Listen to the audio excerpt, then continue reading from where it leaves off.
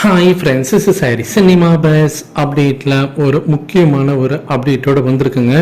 2 நாளைக்கு முன்னாடி கலைஞருடைய புத்தக வெளியீட்டு விழாவில் ரஜினி சார் வந்து ஒரு விஷயம் பேசியிருந்தார். அந்த சீனியர் அமைச்சர்கள் குறித்து அவர் வந்து பேசியிருந்தார்.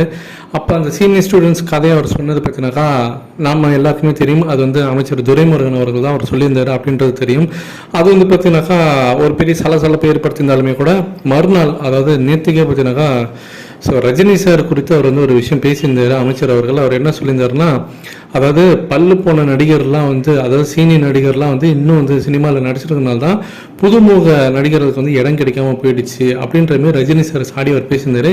இது சம்பந்தமாக இன்னைக்கு காலையில் ஏர்போர்ட்டில் ரஜினி சார் கிட்ட செய்தியாளர்கள் கேட்கும் போது ரஜினி சார் என்ன சொல்லியிருந்தாருன்னா, துரைமுருகன் அவர்கள் வந்து என்னுடைய நீண்ட கால நண்பர்.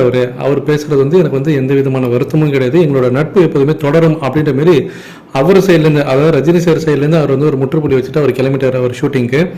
மீண்டும் மதியானம் போல் இப்போ பார்த்தீங்கன்னா துரைமுருகன் சைட்லேருந்து ஒரு தகவல் என்ன தெரிவிச்சாங்கன்னா, ரஜினி சார் கிட்ட துரைமுருகன் அவர்கள் வந்து ஃபோன் கான்வர்சேஷனில் அவருடைய வருத்தங்களை தெரிவிச்சிருந்தார் இந்த சர்ச்சைக்காக. அதோட துரைமுருகன் அவர்களே வந்து ஒரு விஷயம் சொல்லியிருந்தாரு, ரஜினி சாரை பற்றி நான் பேசினது எல்லாமே வந்து ஒரு நகைச்சுவைக்காக தான், அது வந்து எப்படி சொல்கிறது, பகைச்சுவைக்காக கிடையாது அப்படின்ற மாதிரி சொல்லி முடிச்சிருந்தாரு. அதே மாதிரி ரஜினி சார் என்னுடைய நீண்ட கால நண்பர், அவர் எப்போதுமே என்னுடைய நண்பராக தொடர்வார் அப்படின்ற மாரி அவரும் சொல்லி அவரும் இந்த சர்ச்சையை பற்றினாக்கா ஒரு முற்றுப்புள்ளி வச்சுட்டாரு. 2 பேர் தரப்புலையும் பார்த்தினாக்கா இந்த சர்ச்சைக்கு வந்து இந்த தேவையில்லாமல் இந்த சலசலப்புக்கு பார்த்தினாக்கா ஒரு முற்றுப்புள்ளி வச்சுட்டாங்க. ஸோ இதுதான் வந்து பார்த்தினாக்கா ஒரு விஷயம் நம்ம இந்த இடத்துல பார்த்தே ஆகணும்.